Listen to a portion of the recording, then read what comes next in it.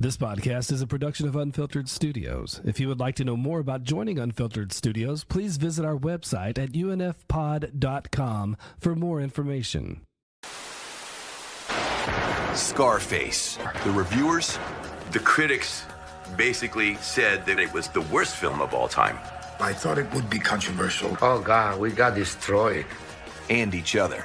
Oliver Stone, every day he would say, they're killing my script. Brian didn't want Oliver at Bailey's again. It got to be that contentious.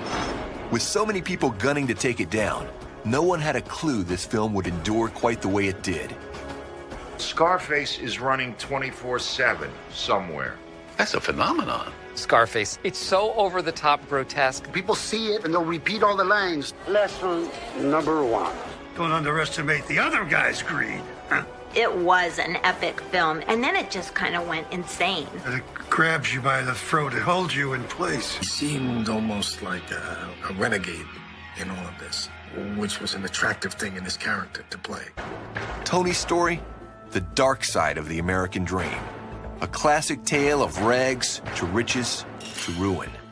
Tony Montana was a guy just fresh off the boat.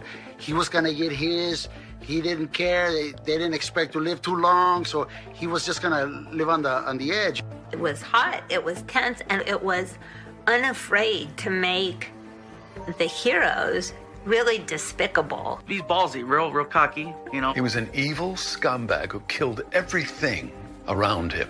You can begin from nothing, and by making money, you can make something of yourself. That's the good side of it. The tragic part is that you can overreach. When you become excessively greedy, it causes your downfall. The fascination took the filmmakers by surprise. They saw their movie as a cautionary tale of ambition and self-destruction. Now it was seen as a glorification of thug life. Unfortunate as that might be. It always surprised me a little bit and confused me that that entire culture embraced Tony Montana, even though his ending is horrific. Bregman and De Palma, they almost still to this day seem puzzled by that whole kind of street level acceptance of the movie, and they still had no real sense of why hip-hop music, musicians and producers and young black actors really saw this as a real touchstone. In a certain way, it was a movie that baffled its own creators. And it wasn't just street culture. A much wider audience began embracing Tony Montana. And the actors in the film found they were being treated with a brand new respect. I go to Home Depot or to Lowe's or anywhere, and the first thing I asked, did you see the movie Scarface? Yeah. Well, I'm the guy that had the arm sawed off. Boom, man. You go to the front of the line. People just flip out. They go, oh my God, you're that guy that killed Scarface? Every other week I score with girls because of the movie. I've had people who recognize me in the subway. They say Mama Montana, and right then and there, they did the scene. Guys in the street, if they pass you by, throw the dialogue at you. Coming up to me going, hey, Chichi, get the yayo. Chichi, get the yayo.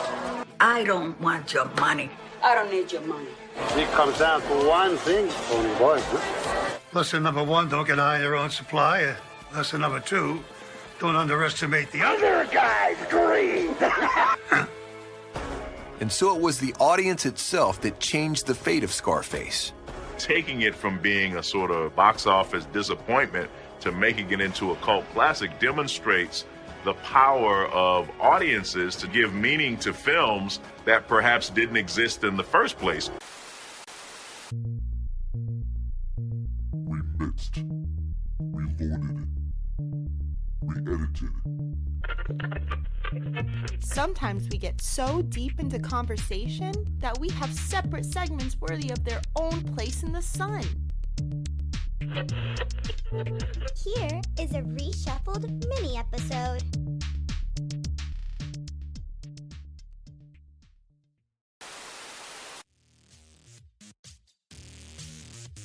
Welcome all. So, everything Scarface related is being discussed tonight. So, again, it's a big deal. We've already covered the movie. We had like 5 different recordings I slashed together. in a Oliver Stone drug dealer themed epics, unofficial trilogy, if you will. And I also just was like, hey, one episode is still not enough. And since we're talking everything Godfather, and Scarface is often associated as the next generation for the 80s, when it comes to that, yes, I realize Godfather's set in the 40s, but came out in the 70s, the movie. So Scarface was modern day in the 80s, and it was interesting in that it's trying to be its own thing, and it's also often imitated. And it's so funny when you see all these different movies that clearly owe to it, like New Jack City and Sopranos, and then they're also saying, but we don't want to be like that. It's like, well, some of it's in your DNA, whether you want it to be or not. I grew up with a love-hate relationship for the 80s movie, but I've come around on it because so many people talked enthusiastically about it. I was always up for learning more about it. And, I had seen the 1932 Howard Hawks movie. That's a good movie. Totally different, but similar material. Especially, it's funny seeing them say a curse word that then gets censored, but you can tell he clearly still said it. And it's a decent action movie, but it was produced by Howard Hughes of all people, and Boris Karloff's even in it. But they make him be an Italian immigrant named Tony Camonte. And prior to that, that was the source of the Armitage Trail book. But before we get into the thick of it, so I'm going to cover the book, the 30s film, the comic book, prequel and sequel from IDW Comics, two different fan films, and that's going to be it. But as well as the video game sequel, but it's a whole other story. Overall, I just want to just get the point across as to why these things are interesting and why the concept is always being revisited in one way or another. And hopefully that'll be enough for many people. Again, I love talking about all kinds of entertainment, but I more importantly like describing why it got the way it is. We've done the franchises, but I don't always just go on my way to do other select specials and build on that. So, I just figured, hey, since we're talking all different kinds of crime epics, some with action, psychological drama undertones, better use of my platform, really. It's always interesting too when you can find a special way to describe something and see why it truly comes across that way.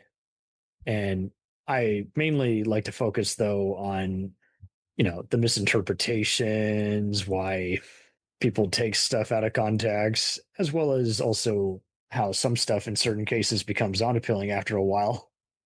It's up to us to just use our discretion and remind other people, hey, you can like this even if you're the only person on the planet, for God's sakes. And at the same time, if something's hated, you know why. So use your words. Don't go on a rant and have fun with this, And I do. I really do have fun with this, but I don't have too much fun to where I refuse to describe it in more further length. So, yes, it all started with author Maurice Coons, who went by the pen name of Armitage Trail. He was a pulp writer. His book was adapted by Howard Hawks. I actually did make a chance to read the book. It's very brisk. I cannot believe it. Like, it takes off. It might as well have been a comic back in the day in the 30s. The author's done other stuff like The 13 Guest, which he wrote in 29 under the title The Morgan Murders. That was about the investigation of a fictional character being checked out by a private detective. It's been adapted in two different movies as well, but he's written plenty of other stories, over like 20 as well. And it's also been suspected that he wrote under different aliases as well. Don't really have any reasoning for why he did that. Yeah, he was a Nebraska kid, born in 1910 to be exact. No, 1902, then passed away in 1930. And yeah, won a bunch of statewide essays at his school. And he was interested in covering gangsters like Al Capone at a young age. So his brother, Hannibal Coons, interesting name, said that his brother was interested in gangsters as other men are interested in postage stamps, old coins, or spread eagle butterflies. So that tells me a lot. Yeah, I don't know if it was just because of the censoring, crime protagonist movies being looked down upon, why he took that name. But yeah, he made some money back in the day. He sold his Scarface book rights to producer Howard Hughes for 25,000. So, And it is interesting how W.R. Barnett of Little Caesar author fame adapted that screenplay. So, I mean, definitely well liked. It's a very brisk book. It gets so to the point before you know it, and I got no quibbles with it. It's very moody. It just shows the different schemes. It shows the clockwork and the prep that goes into being a gangster. And it's interesting how he's he's a petty thief, and they go mainly into just how he's losing his relationships, but he can't stop all this raw energy that makes him do what he does. And yeah, the movie from 32 is great. Basically, it plays just as well as all those other Fritz Lang's, Howard Hawks films. And Scarface. In the 1920s, the United States was reeling under the impact of prohibition. The sale of whiskey, wine, and beer was prohibited by law, but there were many willing to break that law. Gangsters took over. Crime flourished. Mobs fought each other for prime territories. There's no use arguing with this joint. Ziegler runs it himself. Step on it. And blood flowed in the streets.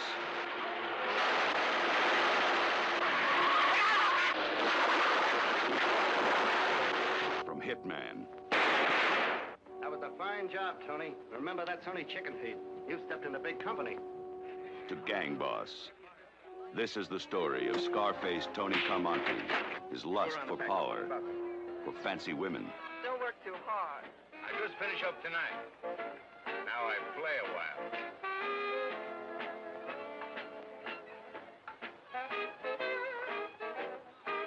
His drive to be number one. Next time I catch you in a place like that again, I'll kill you. You're telling me what to do. What I do and fellas is my business.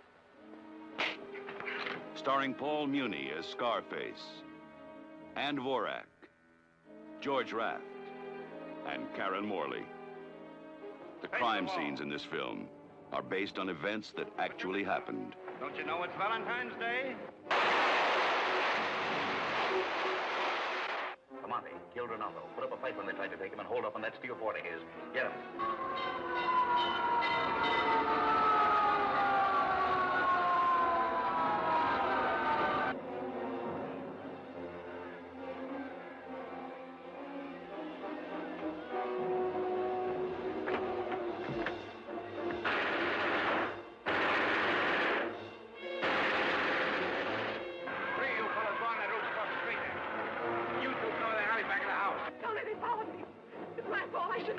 What's the difference? Your fault, my fault. Just so she's here, that's all what matters. I'm not afraid. I'm like you, Tommy. That's the way to talk. You're not afraid, huh? Come on, which door? Produced by Howard Hughes. Directed by Howard Hawks. Scarface. Hey, look at the monkeys there. They think they're gonna get Tony Camani, eh? Paul Mooney, but not to be confused with the comedian, was from years later is the main lead, and Dvorak, George Raff, Karen Morley, John Lee, Marlene, Paul Fix, Vince Barnett, Karen Morley. Yeah, I got no issues with this at all. No. And it's interesting how they portrayed the different waiters and stag parties. Like, they really do give it a voice and hit home on so many different things. Yeah, he's dealing with the Irish gangs on the north side as an Italian. When the north side retaliates, he essentially massacres them, leaves them on top of the world.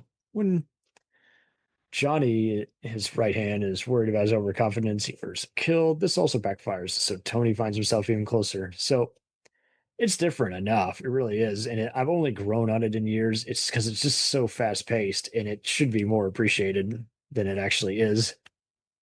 But yeah, if you can find it, go check it out.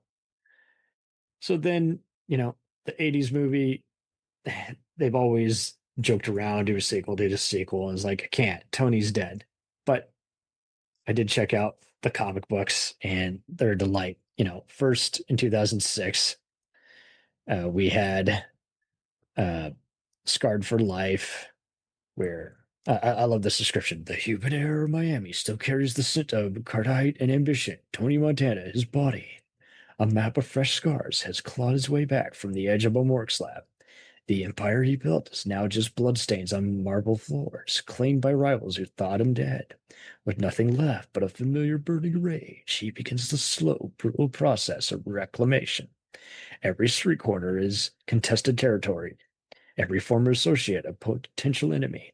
The city's glittering surface hides a new, more dangerous underworld, and Tony moves through it with the cold precision the man who has already died once. So this was written by John Layman and illustrated by Dave Crosland for IDW Publishing. Again, they're the kings. They've been given dynamite to run for their money with zany movie and TV show crossovers and tie-ins. Then 2007, they did a prequel called Devil in Disguise. Before Tony Montana could reach the shores of America, he was a young assassin in Cuba, sharpening his skills in the military and navigating the underworld of Havana. His ambition for a new life, currently blocked by the walls of a Castro-imposed prison cell outside a volatile alliance between La Casa Nostra and CIA operatives, which complicates every potential escape route. Central to this conflict is the man responsible for carving the infamous mark on Montana's face. The path to freedom is a series of brutal negotiations where every headshot carries the weight of a different betrayal. The humid air of the prison block smells of rust and stale sweat. Written by Joshua Jakuba, illustrated by Alberto C. Dos, once again for IDW, and both these were neat. I kind of dug the revenge a little more because how could I not? They convolutedly just explained that he's had just like so much drugs, he's still barely kept alive. And don't get me wrong, Scarface has been referenced in comics before. There was even a Tomb Raider. That's right. They did video game crossovers into comic book form, and they implied that Tomb Raider was going after Scarface's treasure in a Top Cow comic back in 2003. But yeah, I mean, much like the standalone book that inspired the 30s movie, it's interesting here how like we see basically just all sorts of stuff. And in the prequel comic, like it's well illustrated and well said. It's like, my name is Tony Montana. I am a political prisoner. You know, they show him in this prison block. They open up with that. It's very confusing the way they describe these Italian mobster guys, and the CIA stuff only gets more convoluted.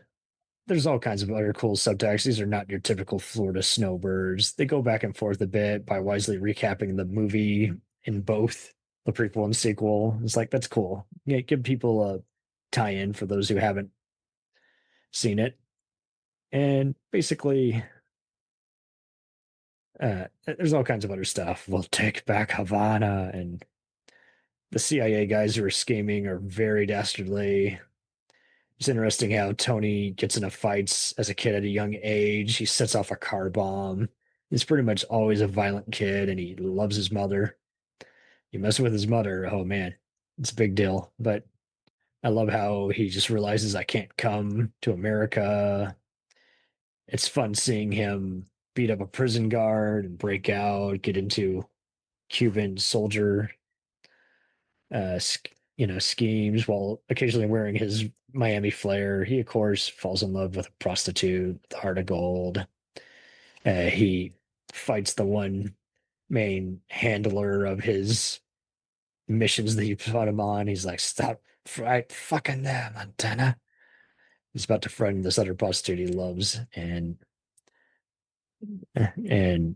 they got his voice down to a T while avoiding making him look entirely like Pacino, but he still talks like him. He's like, the fuck the matter with you, man? And this guy wants revenge when he's taking this prostitute hostage. He's like, this is about flesh and blood. It's about healing the wounds you inflicted upon me, familia. You remember Guapo, don't you? He was mi hermano, my brother. You slaughtered him in the mountains. Now I take your heart, okay? So, yeah. He stabs her, and Tony pretty much kills him with his own knife, but not after while also scarring him. So there's a bit of deliberate irony. The guy survives actually, but he still lost a hand and he's all bloody and everything. It's so funny as the Cuban guards are taking him away because again, this guy is so crooked and he's way high up with the CIA and La Nostra mob, but he's like, he's just sold to El Diablo, Montana. Now you're gonna pay it back every day of your goddamn life. So Tony gets a big scar in this whole fight as well, and I prefer some of the zany kind of portrayals in the sequel comic, but it is kind of interesting how you think at first, oh, it's just so simple, and they do a good job of illustrating the skull and some of the other guys who we wronged.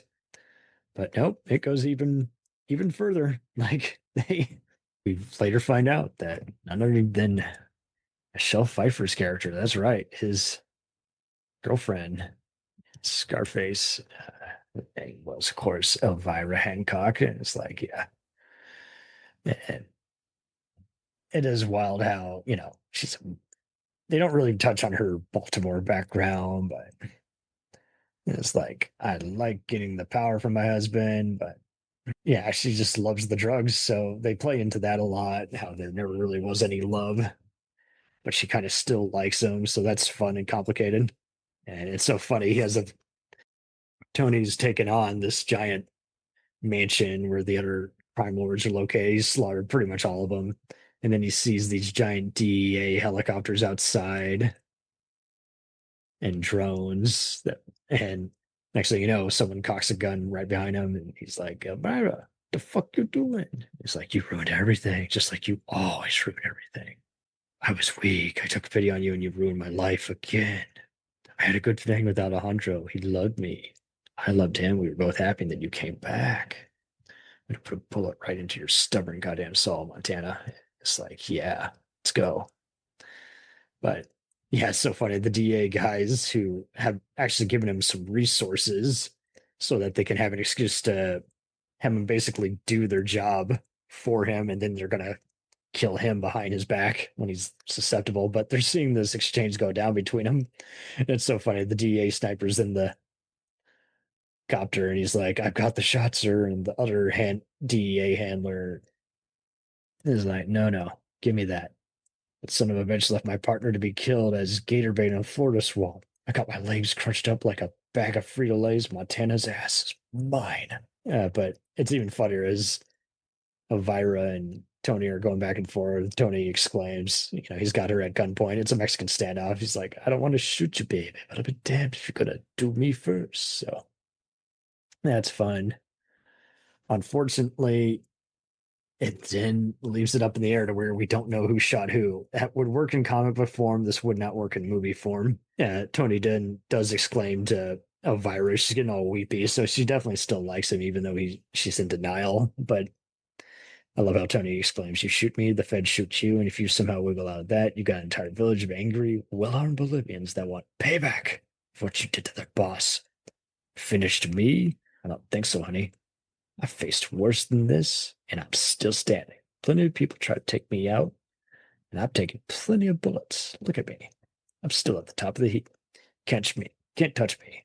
Can't nobody touch me. I'm fucking Tony Montana. And so then it ends with a bang.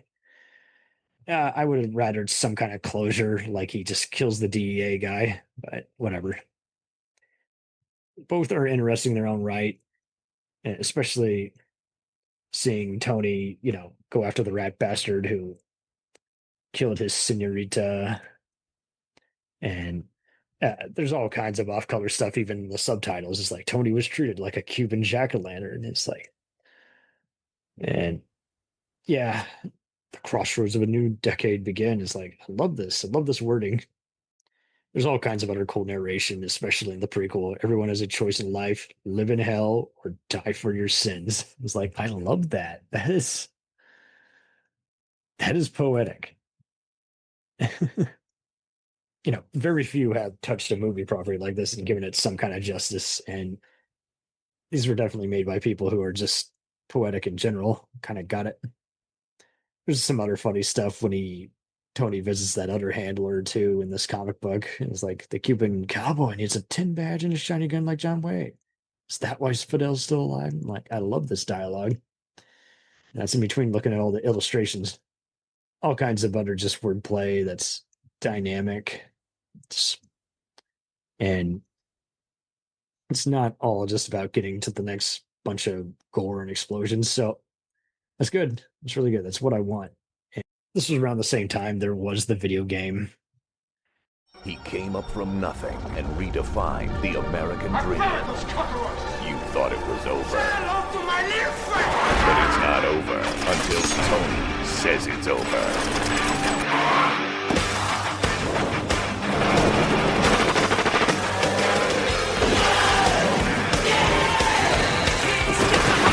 Tony's back. Scarface, the world is yours. Rated M for mature. Every dog has his day. And again, I've only seen gameplay. I wanted to play it, but I wasn't going to bring.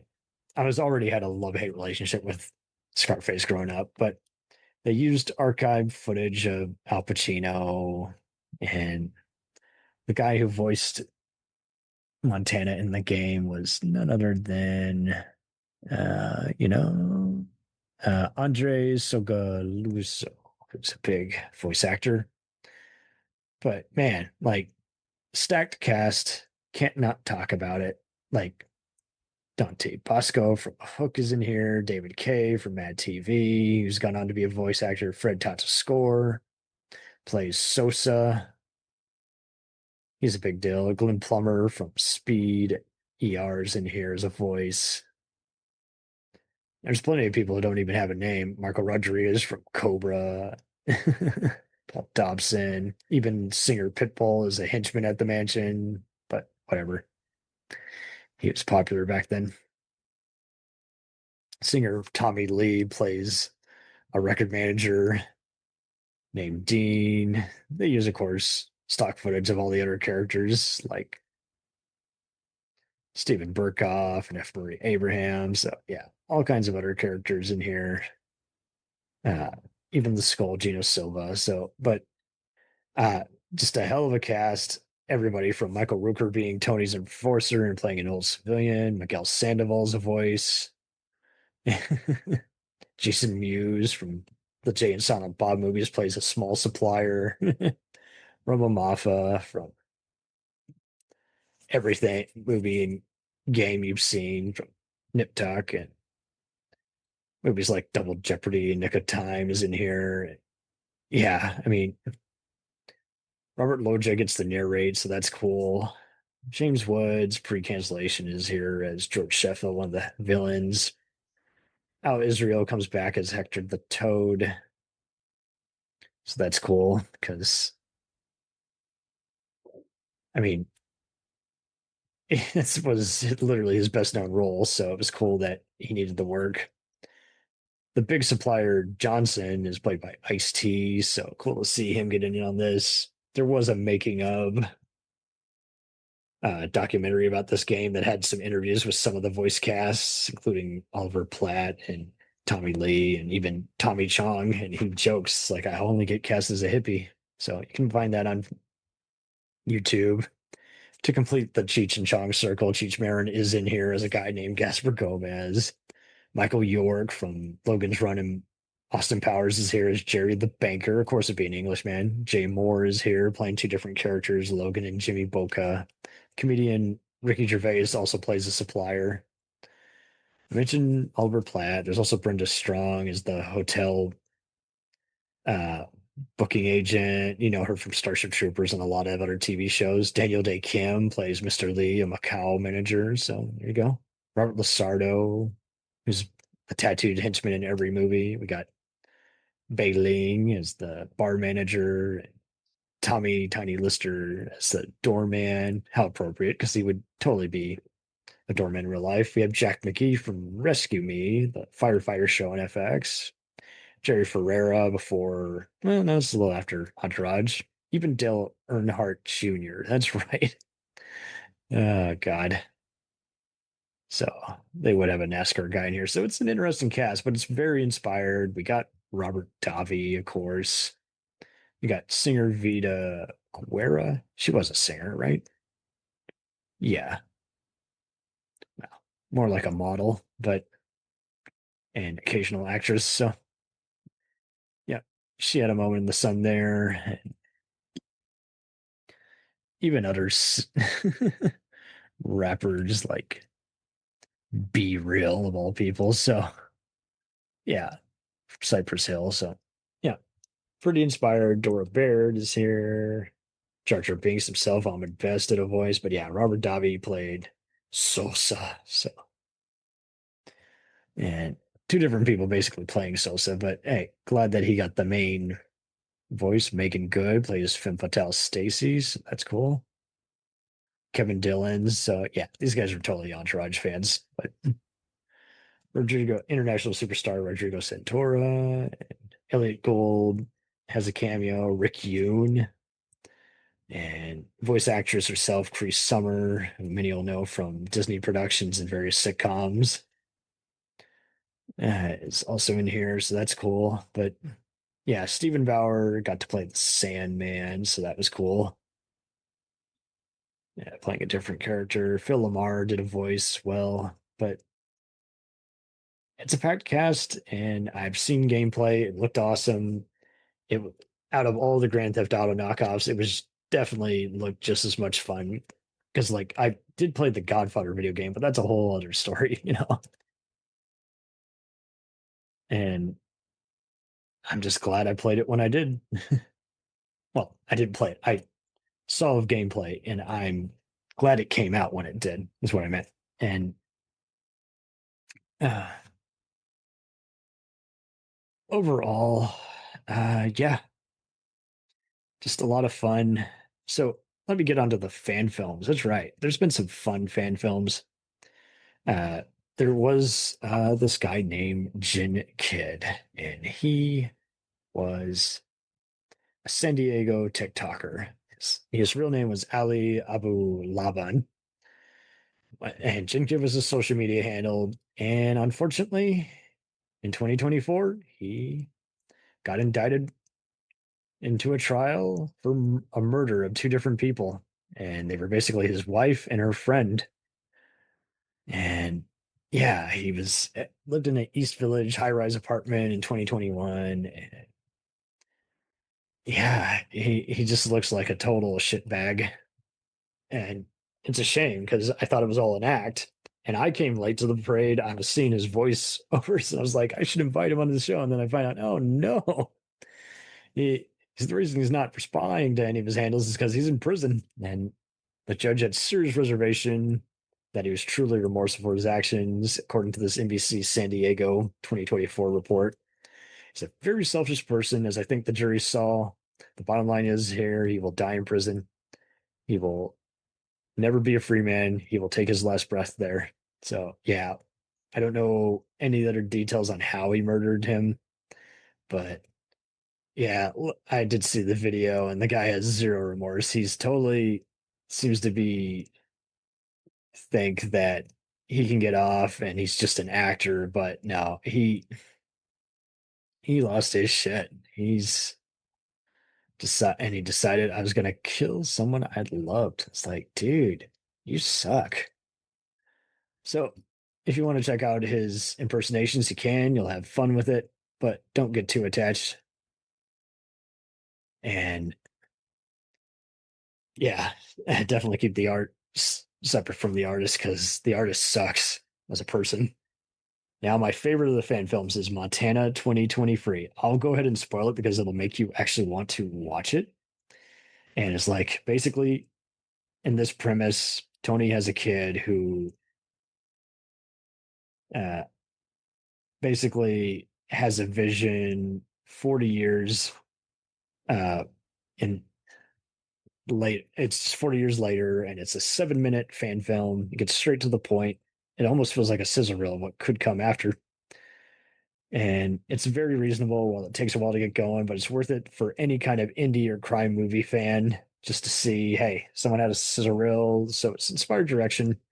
And lo and behold, they imply that the guy who ordered the hit on Scarface was his betrayed friend Manny Rivera, and they actually got Stephen Bauer to come back in the part, and it makes sense. He's a B-movie guy. He was never as big as Scarface in between stints on Ray Donovan and Breaking Bad, unfortunately. But yeah, it's like he got the memo and he gave the performance what it merited. And that's cool that he still takes the fanfare for it. And overall, this has been fun discussing this, guys, because, again, Tony Montana, even though he's supposed to be kind of, you know, he starts off as a tragic villain, and then he's not supposed to be like someone you like. And it's like, I understand how, much like all these gangsters, some people are just like, he's so fucking cool. It's like, I get it. But that's just part of the whole thing. In the end, you ultimately don't want to be like him. And I think most people who are not insane don't want to be like this guy. They're just finding it cool. Just like people who are obsessed with movie, you know, badass heroes who break the law, let alone villains. You know, I'm not one of the Hannibal Lecter idiots, but I am a Hans Gruber guy. That dude is a smooth talking cool villain with a cool backstory. But at the end of the day, I don't want to actually behave and be a psychopath like him. So all I can say, people, is at this point in your life, you should know the warning signs of when people are just crazy motherfuckers and those who are just having fun, just joking around. So use discretion, be responsible, and enjoy the legacy of this fascinating movie villain, because there's a reason he's a villain. He is fascinating. He is pretty well developed. The style is a little uneven and over the top, but that's just a product of the 80s, unfortunately. Yes, there was brownwashing by having an Italian man, a talented actor, but the irony is he was accepted for playing that role, even though I had Latino friends who were like, he's not Cuban, but he's fucking awesome. So it's a rare mixture of actors just going for it and being edgy. But yeah, definitely all of these deliver. Be sure to check out both the comic books, the original book material, and the original movie if you want another dose of it. And definitely check out other similar dramas that are clearly Scarface inspired. You won't regret it. That's all you got to go on if you want to continue your love and nostalgia of the unstoppable Montana. But thanks for listening, gang, and hopefully I entertained your ears for half an hour.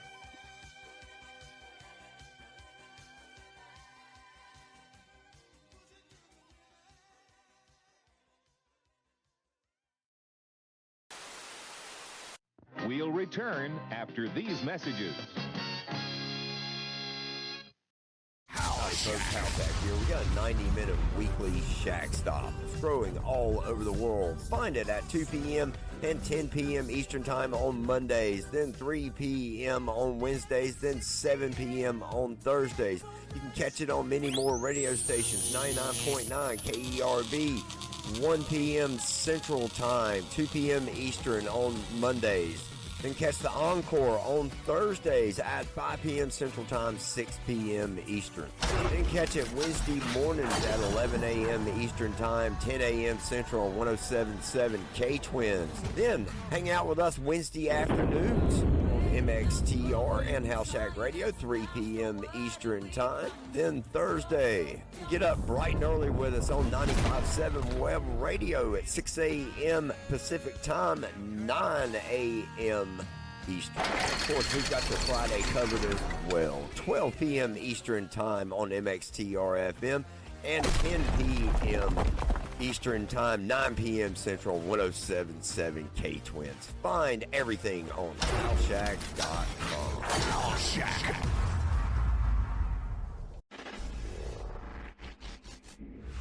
Welcome to the Better Call Daddy Show, the #1 podcast where we admit, no matter what happens, Daddy has the advice we need to fix our problems. Introducing my dad, Mr. Wayne Friedman. That was good. It would be nice if you could also sing a song. What would the song be? You love Paris in the springtime. I just made up some words to it. I love Rena in the springtime. I love Rena in the fall. That's right. That's good enough.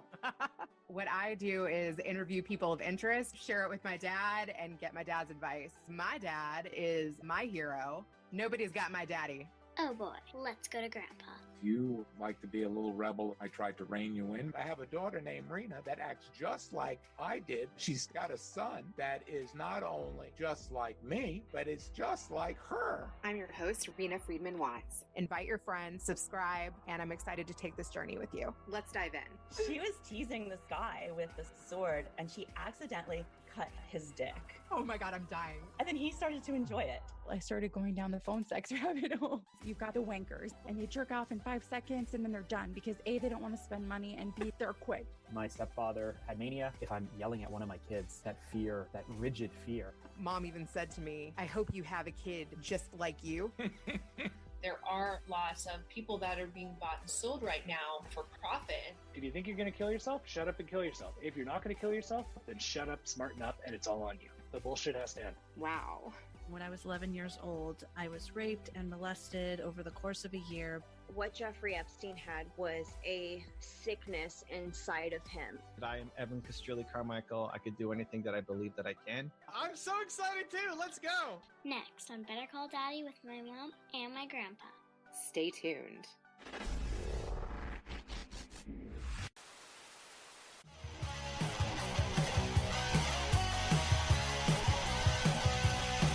Follow us on the web on Facebook, Twitter, and Instagram. The podcast is available on Podbean, Spotify, iHeartRadio, Anchor, Apple, and anywhere else podcasts are available. Feel free to review our show and leave comments on any of those sites. Thanks a million for listening. It's a jacked up